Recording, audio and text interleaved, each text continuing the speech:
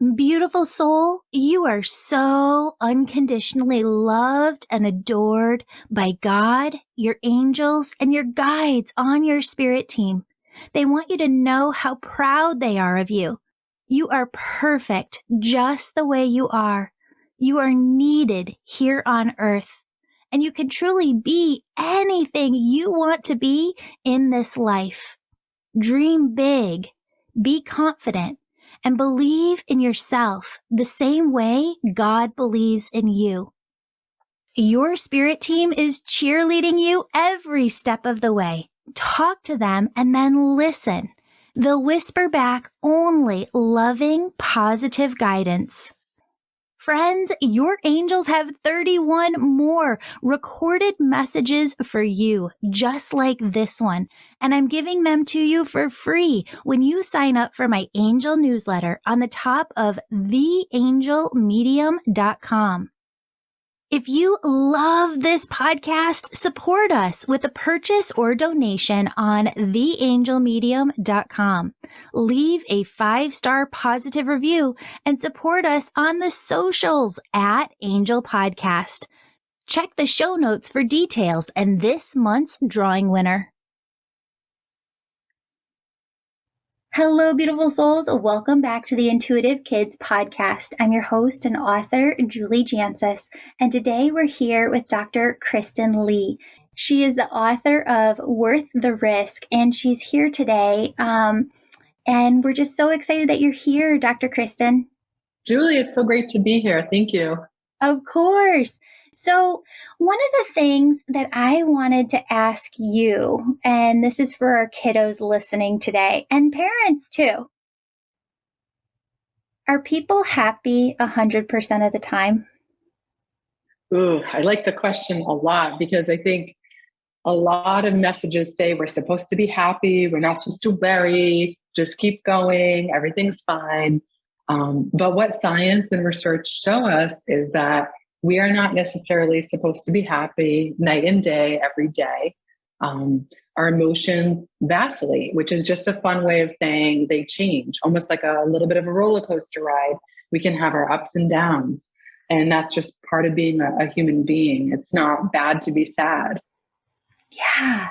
I was actually watching a TikTok or Instagram reel the other day that said, if you're happy, joy-filled a third of the time, if you're just okay a third of the time, and if you're not okay a third of the time, you just kind of feel like maybe you're a hot mess a third of the time, that's okay. That is the human experience.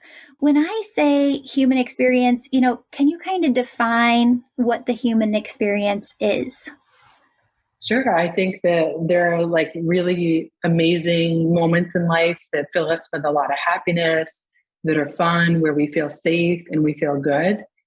And then on the other hand, there are moments that are really hard. There's things that are sad. There's difficulties. People can be mean. There's just a lot that we have to deal with. So it's two things all at the same time is what the human experience is. It's not one or the other. We can't make either one go away.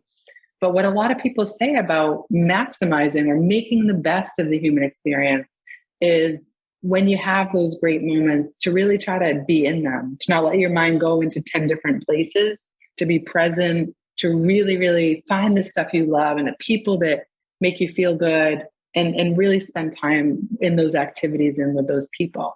And when things are hard, sometimes just getting a good night's sleep, getting away from technology or people that hurt us, or just taking a break, that can bring us back to a better state. So just knowing that neither thing is going to last. The sadness isn't going to last and the happiness isn't. So savoring the happiness and then, trying to find the things that help you get through the difficult times.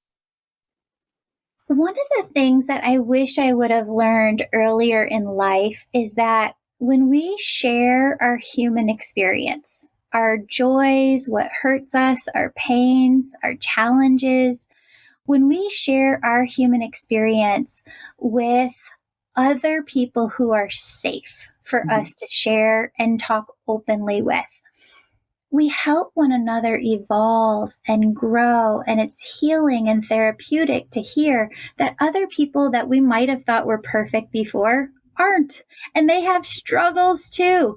But what I wish I would have known earlier is that there are some people who are safe to open up to and say anything and speak your entire heart, speak your entire truth. And there are some people who maybe were a little bit more reserved with our truth because we don't know exactly how they're going to respond to it. Is it okay for us to identify within our own lives who is trustworthy of us sharing our hearts?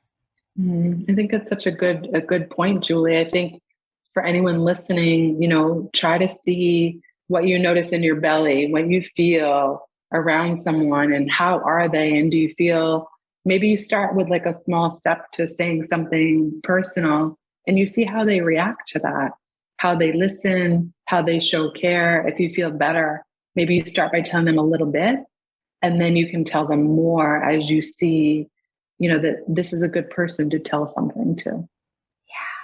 Yeah. Dr. Chris, you have this book, Worth the Risk, and it's about being brave one little bit at a time. Can you talk to us about this? Because I actually didn't realize this until you talked about it in the book, but this is how I've lived my entire life, just taking one little brave step at a time.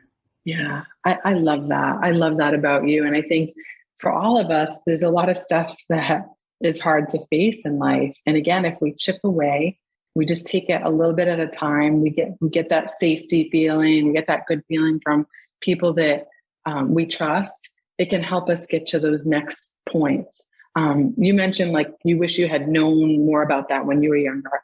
I also didn't know that some of the things that I was dealing with, I could have gotten more help from. So, for example, I was just worried a lot as a kid. I had a lot of anxiety, and I didn't really feel like I fit in. There was oftentimes like teasing or bullying, and I just never really felt that great as a kid inside. I felt bad about myself. In hindsight, I wish I had talked to adults that love me, and they would have wanted to have known. They would have been really tender and kind and nice to me and helped me. So it took me not until I was a little bit older, probably like maybe 18 or 19, before I told my mom that I was really having a hard time, that I was really struggling. I was worried. I was sad a lot. And she, said, you don't have to suffer. Let's get you some therapy. So I think just for anybody listening, it's worth asking for help and sharing those kinds of things, because you realize a lot of us feel this way, not only when we're kids, but across life. And that just shows that you care, you want to be okay in life. Maybe, as a kid too, you see other kids getting bullied, or you see hard things in the world. And that it's not just about getting good grades. It's about like, how can you then learn things that will help you make the world a better place? I think so many kids want that. I know as a child, I used to write a lot, even as a kid. And now I'm writing books, and I'm doing a lot of fun and, things that bring a lot of meaning and joy in my life now. I think already as children, we know who we are. And sometimes society will like make fun of us or other kids, so just realize like the things that you love, do them, because they can eventually develop into more things in life that you really like will enjoy. Not just so you get in a good college or like make a lot of money to afford really nice cars or shoes.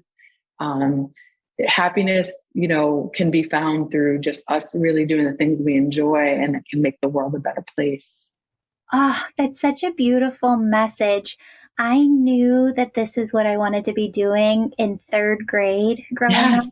And other people around me, and I saw this in various different ways, they would kind of poo-poo it, right? Like, you don't know exactly what you want to be doing. You're too young to know, but I did. And so the other thing too was I didn't feel called to get into journalism in high school. My mom pushed me into getting onto the newspaper staff in high school, but I'm so glad that she did. Because I ended up getting into it and just loving it and being so good at it. I think the top things that build skills in high school are the yearbook, the newspaper staff, being on the what do they call that, where you could be president or vice president, like your student government, Yes, yes. the debate team. All of these build so many different skills. And you know what, Dr. Chris, I would not have started this podcast all these years later as an adult if I hadn't done journalism and been on the newspaper staff in high Right, school. right. So these little things that your heart feels called to, that I remember my heart feeling called to as a child, we think of them like they're maybe insignificant because they're in our younger years, but they were hugely important. They built this foundation for the rest of my life that made me feel comfortable speaking with other people and being able to do this work. So I just want to say to all the kids out there who are listening or watching on YouTube that whatever your heart feels called to do, doing it now is important because it's part of your story, and it might be the beginning of your story, but it might come into play then in the middle of the story, at the end of the story. You know, it might touch your life for the rest of your life. And I call it following the breadcrumbs wherever your heart leads you. I love that. So beautiful. Yay. Dr. Chris, what do you do when you're not happy? Like, how do you handle it when you do have those days when you tune in and you're like, okay, today's maybe not 100% happy day? Mhm. Lots of things. So one thing I try to do so that I stay like that doesn't happen as much as I try to get a good night's sleep. So I don't stay on my phone late at night. I don't wake up with my phone either. I try to keep a little break from my phone. Um, the other thing I do is I do a lot of writing. Writing really helps me. I like to do fun comedy writing. I like to do serious writing that helps people. So writing for me is just a good way. In psychology, we call it creating psychological distance from our stress or our problems or our sadness. So writing is just like a way that helps me. I also like to ride my bike. I like to go for walks. I like to do yoga and jog. I have really great friends. A lot of my friends are teachers and therapists and comedians. So, I just have I've really made sure I pick great friends. Yeah. And I'm sure there's a lot of people that don't like me or they might not want to be my friend. But I think that's a good thing in adult life is that sometimes it's really hard growing up, friends come and go. But I feel like that's a fantastic thing is like having good friends that you can laugh with and have fun with and they care about me. Yeah. So those are my go-to things is the people in my life, the things that I enjoy. I like to play basketball too. Ooh, So that's so fun. yeah, it's so fun. I just play basketball. I love music. I love to dance. Yeah. I like to cook a lot. So anything that I like, I try to do it. But just when I'm doing it, really remember, oh, this is going to help me right now. And that's another way to have it help you is to not be passive about it, to say, oh, these are the things that really, really help me. All right, I've got one more question for you. So my parents divorced when I was in 8th grade and I got put into therapy, right? And I remember not knowing how to do therapy, like how to be in a session with a therapist. I didn't know what I was supposed to be doing or how I was supposed to be. And I think that kind of shut me down a little bit. Yeah. And I didn't realize how to just be open about what I was feeling and thinking. And I really wish I would have known this, hindsight is 2020, but I think if I could go back as a kid and redo, I would ask the therapist, how is this supposed to work? Right? And how do I come into myself and ask myself questions in order to give the therapist information. Because I felt like it was really easy for me as a kid to just kind of say what I thought people wanted to hear Yeah. instead of really what I was feeling. Yeah. I love that you raise this, because for anyone that is encouraged to go to therapy or brought to go to therapy, what I used to see, because I am a therapist, is that it would make a child maybe feel like, oh, there's something wrong with me. So I would encourage anyone listening to know that if you go to therapy, it's not because something is wrong with you. It's because that, just like teachers are there, like it's a way to help you understand your emotions and what's going to help bring the best out in you. Like, I just mentioned to you a bunch of things that I've learned to do that help me. And so I think just knowing there's no wrong thing. The point of it is that you can just be open and try to do your best to answer the questions and come up with ideas with your therapist on things that will help you. But you're not there because you're bad or you're wrong or you're in trouble or something's wrong with you. So I think that's the very first thing we have to realize. And luckily, because of modern brain science, we know that our brains can change over time, and a lot of what happens in our brains affect our emotions.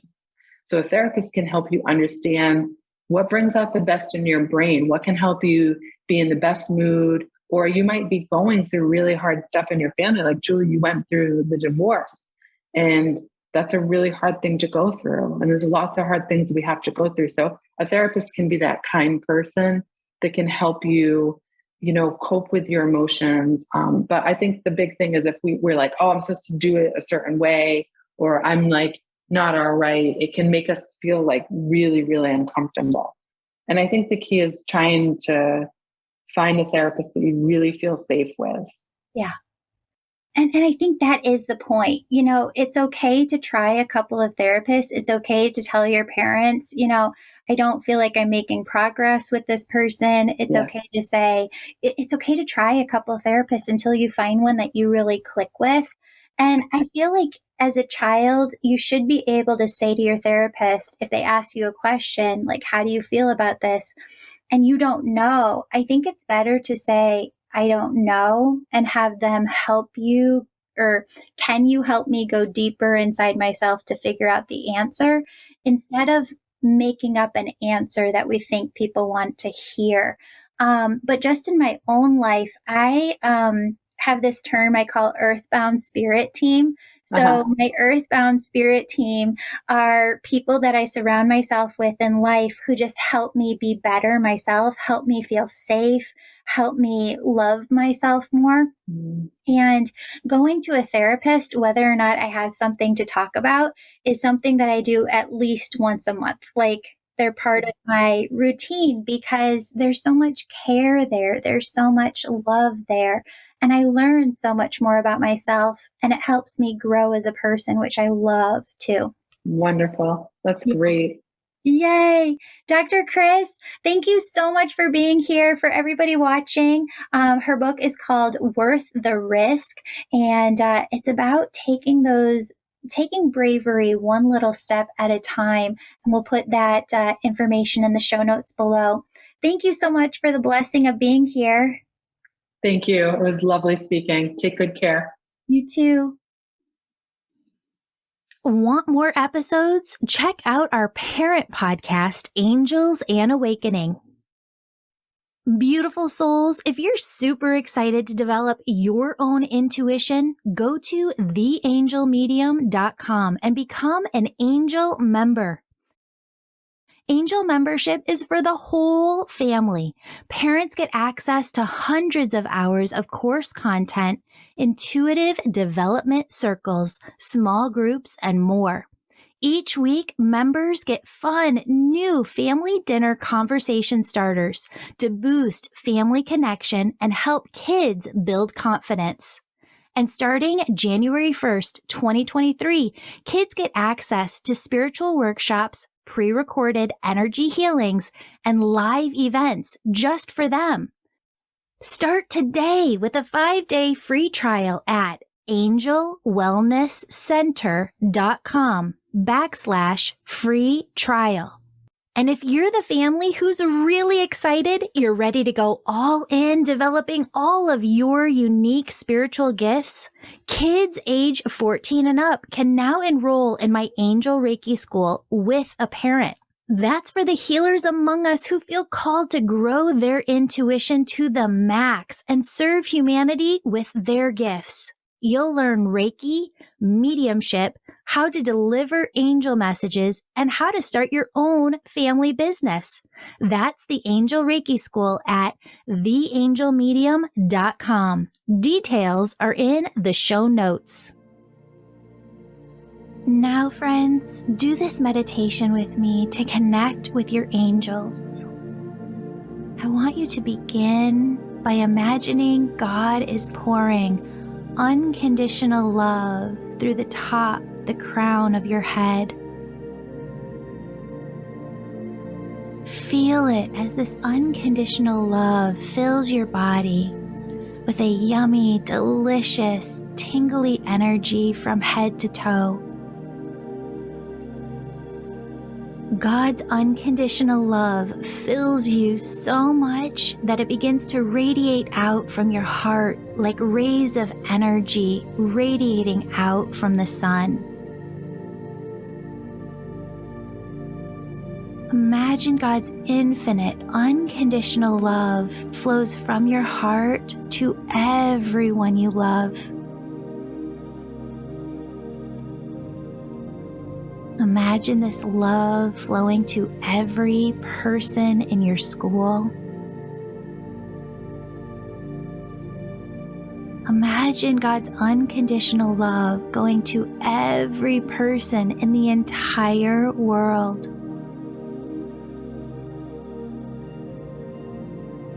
And imagine the world sending love back to you. Your angels remind you, friends, that they're always looking out for you, guiding you, directing you, and protecting you. Friends, talk to God and your angels all day long, and then tune into your heart to hear the positive, loving messages they whisper back just for you.